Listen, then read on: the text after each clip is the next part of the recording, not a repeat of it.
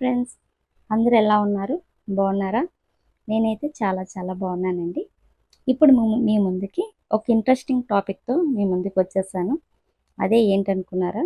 ఆడవాళ్ళకి అందాన్నిచ్చేది ఏంటండి? హెయిరే కదండి. మనకి ఆ హెయిర్ గ్రోత్ ఉంటే, అది పొడవుగా ఉంటే చాలా బాగుంటారు ఆడవాళ్ళు. అయితే అదే హెయిర్ మనకి ఊడిపోతుంది అనుకోండి, మనం చాలా బాధపడిపోతుంటాం. తెలిసిన వాళ్ళని తెలియని వాళ్ళని కూడా సలహాలు అడిగేస్తుంటాం, హెయిర్ గ్రోత్ ఏం చేయాలా అని చెప్పేసి. అయితే ఇప్పుడు మీకు జుట్టు నల్లగా పొడవుగా ఒత్తుగా పెరగాలి అంటే ఏం చేయాలి, ఎలాంటి ఆయిల్ తయారు చేసుకోవాలో మీ ముందుకు నేను తీసుకొని వచ్చానండి. ఏంటంటే కరివేపాకు చూస్తున్నారు కదా, పచ్చగా ఉండే ఆకులు తీసుకోవాలి. ముదిరిపోయే ఆకులు ఉంటాయి కదండి, నాకు కొంచెం డార్క్ గ్రీనిష్గా కాకుండా లేత ఆకులు అనమాట. లేత ఆకులు కొన్ని తీసుకోవాలి. అంటే ఎంత మనం ఆయిల్ వేస్తామో దానికి క్వాంటిటీని బట్టి కరివేపాకు అనేది తీసుకోవాలి.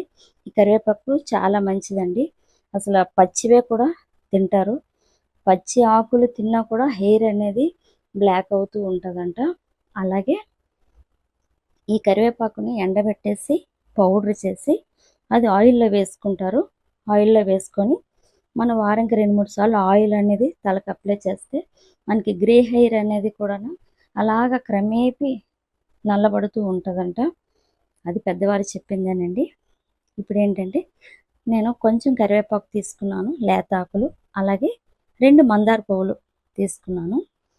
ఆ తర్వాత మందార కూడా చాలా మంచిదండి. ఆకులు కూడా వేసుకోవచ్చు, కాకపోతే ఆకులు నేను వేయట్లేదు, ఓన్లీ మందార పువ్వులే 2 తీసుకున్నాను. ఇవే వేస్తున్నాను. చూడండి, ఫ్రెష్గా అప్పుడే చెట్టుకి తెంపినమన్నమాట పువ్వులు. మనకి ఇవన్నీ కూడా ఇంట్లో దొరికినవే కదా. అలాగే మెంతులు, 1 టీ స్పూన్ మెంతులు వేసుకోవాలి. ఈ 3 పక్కన పెట్టుకొని ఇప్పుడు మెయిన్ ఏంటంటే కోకోనట్ అండి. అది పారాచూట్ ఆయిల్ ఉంటుంది కదా, అది తీసుకుంటున్నాము. అది ఇది చూస్తున్నారా కదా, చిన్న డబ్బా. నేను ఒక చిన్న బౌల్ తోటి అయితే ఆయిల్ అనేది తీసుకున్నానండి. ఇప్పుడు స్టవ్ ఆన్ చేసి కళాయి పెట్టుకొని, కళాయి వేడిన తర్వాత ఇంత బౌల్తో అయితే నేను ఆయిల్ అనేది తీసుకున్నానండి. ఈ ఆయిల్ అనేది కళాయిలో వేసుకోవాలి వేడైన తర్వాత. అప్పుడు నెక్స్ట్ వచ్చేసి ఆయిల్ వేడవుతూ ఉంటుంది కదా, వేడవుతున్నప్పుడు మనం ఏమైతే ఇవి ఉన్నాయి కదా, మందారాకులు, కరివేపాకు, మెంతులు, ఇవి వేసేసుకోవాలి. వేసుకొని ఇవి నూనెలో ఆయిల్లోన ఇవి మరుగుతూ ఉంటున్నప్పుడు వీటిలో ఉండే ఆ రసం, వీటిలో ఉండేవన్నీ కూడా దాంట్లోకి ఆయిల్లోకి దిగుతూ ఉంటుంది అనమాట. ఆయిల్ అనేది మనకి చేంజ్ అవుతుంది. మెంతులు వేసాము, కరివేపాకు వేసాము, అలాగే మందారాకు వేసాము. ఎలాగ నూనెలోన వేడవుతుంటే ఒక 1-2-3 మినిట్స్ మనం ఆయిల్ అలా స్టవ్ మీద పెట్టుకోవాలి.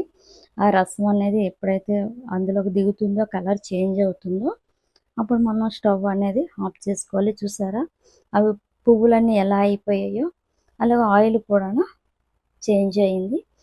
ఇలా తీసుకున్న ఆయిల్ని మనం కొంచెం చల్లారిన తర్వాత స్టవ్ ఆఫ్ చేసి పక్కన పెట్టుకోవాలి.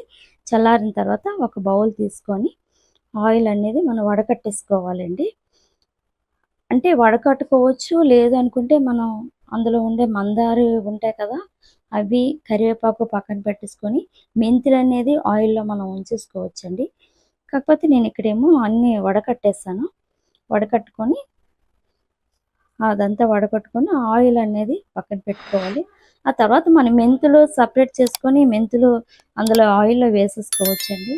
ఈ ఆయిల్ వల్ల కూడా చాలా బెనిఫిట్స్ ఉన్నాయి. ఒకసారి వాడండి, వాడి చూడండి, ఎలా ఉందో మీరు కామెంట్ చేయండి. Thank you for watching. Chase the leading us, and love is all we'll ever trust. Yeah, no, I don't wanna waste what's left.